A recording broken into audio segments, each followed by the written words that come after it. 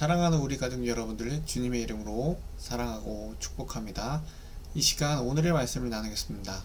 먼저 기도하시겠습니다. 사랑과 은혜가 충만하신 하나님 아버지 감사드립니다. 사랑하는 우리 교회를 축복하시고 사랑하셔서 이 자리에, 이 노원구 자리에 세워주심에 감사합니다. 저희 교회가 더욱 든든히 하나님 앞에서 자랑스럽고 영광스러운 교회가 될 수 있도록 붙잡아 주시옵시고, 모든 하나하나 지체들 가운데 하나님 인도하여 주시옵시고 은혜 베풀어 주시옵소서. 무엇보다 육체적으로 정신적으로 힘든 하나님의 자녀들이 있습니다. 붙잡아 주시옵시고 다시금 일어나 주께 나아갈 수 있는, 예배할 수 있는 자들로 세워 주시옵소서. 감사드리며 예수님의 이름으로 기도드리옵나이다. 아멘. 이 시간 함께 나누실 말씀은요, 고린도전서 5장 9절의 말씀입니다. 고린도전서 5장 9절의 말씀 제가 읽겠습니다. 내가 너희에게 쓴 편지에 음행하는 자들을 사귀지 말라 하였거니와. 아멘. 고린도전서 5장 말씀은요, 계속해서 바울이 고린도 교회에게 권면하고 그리고 가르치고 하지 말아야 할, 그 소문에 의해서 하지 말아야 할 일들에 대해서 질책하고 또한 인도하고 다그치고 또한 얘기하고 있는 말씀입니다. 그 중에서 성적으로 타락한 고린도 교회 내에서 정말 입에 담기도 어려울 정도로 비상식적인 비도덕적인 행태가 자행됐는데요. 결국 아버지의 어머니 계모죠. 계모와 결혼하는, 성관계를 맺는 이런 말도 안 되는 일이, 근친상간의 일이 자행된다는 소식을 바울이 들었기 때문에 그들을 비판하고 또 이 일에 대해서 권면하고 있는 것이 5장의 말씀입니다. 왜냐하면 이러한 비도덕적인 행태를 그리스도인의 공동체 정체성의 그 자체에 대한 위협으로 바울은 간주했기 때문에, 어떻게 이러한 일에 대해서 어떠한 이런 일이 발생했는지, 또한 이러한 행태를 암묵적으로 지지하거나 혹은 무관심할 수 있다는 것에 대해서 바울은 매우 화가 났고 흥분했습니다. 어떻게 성도가 그냥 보고만 있었을 수 있느냐 라고, 이에 대해서 자기 만족을 느낄 수 있다는 말이냐라고 바울은 이 보고된 행태에 대해서 그리스도인 교회가 가진 전체성의 한 부분이 되는 이 가치, 생활 방식의 정면으로 위배된다는 것을 그들에게 강조하면서 비판하면서 혼내면서 이와 같이 말씀해 주고 있습니다.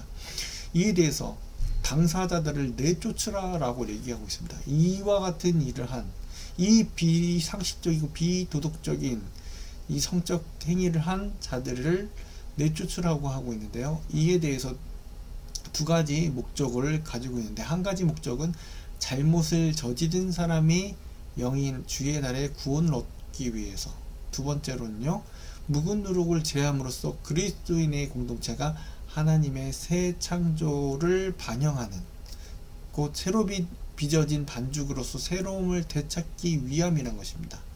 묵은 누룩을 제하라는 지시를 무시하면서 어떻게 유월절을 기념할 수 있겠냐라는 것입니다. 도대체 누가 묵은 누룩, 옛 누룩이죠, 가지고 유월절을 기념할 수 없다라는 것입니다. 어떻게 고린도 교회가 이 묵은 누룩을 섞어서 내놓고 무시하면서 그들의 유월절 언양 대신 그리스도 안에서 새로운 생명을 기념할 수 있냐라는 것을 바울은 말하고 있다는 것입니다. 새 술은 새 부대, 이와 마찬가지로 그들 안에 있던 묵은 누룩, 잘못된 부분을 제하고 새롭게 된 모습으로 하나님 앞에 나아간다는 것, 그것을 강조하고 있습니다. 왜 이러한 일이 생겼냐에 대한 왜 고린도 교인들이 이러한 성적, 비상식적, 비도덕적인 일에 대해서 묵인했냐에 대해서 어떤 학자들은요, 고린도 일부 신자가, 교인이 방관하고 용납할 수 있었던 이유는요, 부유한 후견인을 자기 편으로 만들기 위한 수단이었기 때문이라고 말합니다. 왜냐면요, 상속법 적용을 유리하게 함으로써 그 부유한 자의 재산의 상당한 일부분이 교인의 수중에 머물러 있게 하기 위한 의도였다라는 것이죠. 결국은 부유한 자에 대한 묵인, 저 사람은 저렇게 해도 된다 라고 하는 방관. 왜냐하면 그것이 교회에 이익이 될 수 있기 때문에. 그게 진짜 이익이 아니라 물질적으로 봤을 때. 그래서 그렇게 묵인할 수 있었던 이유에 대해서 또 한 깊이 파고들자면요, 고린도 교인들 자신들 스스로가 이렇게 생각했기 때문일 수 있다는 것입니다. 모든 것을 할 수 있는 자유가 우리들에게 있다. 설사 죄를 저질렀다 해도 율법에 의해 정죄당할 수 없다라고 주장했기 때문에, 그리고 지금 그들이 이러한 대담한 복음을 그대로 전하고 있는 것일 뿐이기 때문에, 취하고 있기 때문에, 어떤 해석을 취하건 고린도 교회의 교인들의 자신들의 정체성을 오해했거나 피상적으로밖에 이해하지 못했다라는 것입니다. 제대로 이해하지 못했다는 것이죠. 방종, 잘못된 자유에 대한 집착이 그들을 이와 같이 만든 것입니다. 아무것도 할 수 있다라는 것, 그것이 심지어 이와 같은 비상식적, 비도덕적인 행위라도 나는 하나님께 용서받을 수 있다라는 것. 이로 인해서 이 그리스도 내에 지켜야 될 규정을 무시하는 이와 같은 범죄 행위, 이에 대해서 바울은 교회나 범죄자 모두 잘못이 있다고 엄중히 선언하고 있습니다. 선포하고 있습니다. 잘못한 사람도 있지만 그것을 방관하고 그냥 지켜보고 있는 고린도 교인, 그리스도인들도 잘못됐다라는 것입니다. 그를 바른 길로 인도하지도 않고, 아니면 그에 대해서 엄중히 심판하거나 그와 같이 오늘 말씀과 같이 음행한 자들을 사귀지 말라고 하는 그 말씀에 대해서 그들은 유연하게 대처했다라는 것입니다.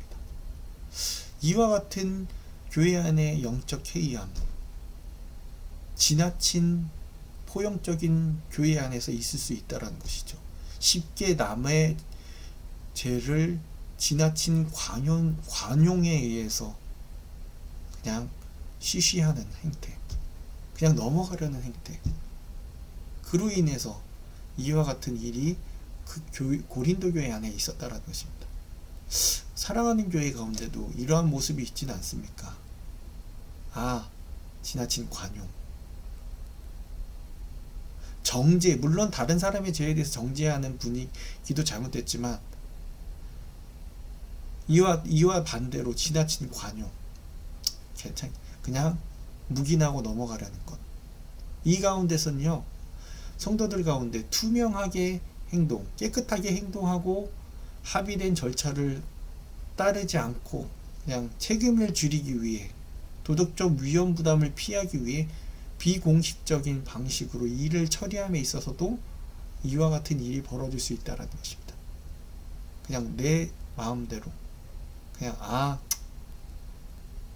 그냥 용서해줘. 물론 교회 안에서 사랑이 있어야 됩니다. 사랑이 있어야 되지만 죄에 대해서 우리는 그 사람에 대해서는 사랑할 수 있지만 죄에 대해서는 엄중히 다스려야 된다는 것입니다. 물론 그 사람이 부유하고 힘이 있을지라도 그에 대한 구성원에 대해서, 부유하고 영향이 있는 자에 대해서 지나친 예우를 제공하는 것 잘못됐다라는 것이죠. 아무리 장로고 안수집사일지라도 그리스도 안에서 우리의 정체성을 해치는, 하나의 화합을 해치는 것에 대해서는 엄중히 다스려야 함을, 방관하는 것이 아니라 다스려야 함을 우리 이 5장을 통해서 깨닫게 된다는 것입니다. 그러므로 우리가 이 세상을 살아갈 때에 이 타락하고 이 비상식적이고 비도덕적인 세상 속에서 그들과 똑같은 모습으로 살아가기보단 그리스도인으로서 하나님이 원하시는 모습을 따라 살아갈 때에 정말 구별된 삶을 살아갈 수 있다는 것입니다. 그러므로 오늘을 살아가는 우리 가족 여러분들, 하나님 말씀 가운데 자유함을 얻기를 원합니다. 세상의 자유가 아니라 내 뜻에 의해서 자유가 아닌 진정한 자유, 구속 안의 자유, 말씀 안에서의 자유를 느끼며 맛보며 살아가는 저와 여러분들이 되길 이 시간 간절히 기도합니다. 기도하시겠습니다. 사랑과 은혜가 충만하신 하나님 아버지, 진정한 자유가 뭔지를 모르고 방임하며 묵인하였던 고린도인들 교인들처럼 그러한 자들이 되지 않기를 원합니다. 진정한 교회가 하나 되고 든든히 세워져 가기 위해서는 하나님의 말씀 가운데서 서로를 위하여 사랑 가운데 다스리며 포용하며 또 엄중히 여길 수 있는 저희들이 되게 도와주시옵소서. 감사드리며 예수님의 이름으로 기도드리옵나이다. 아멘.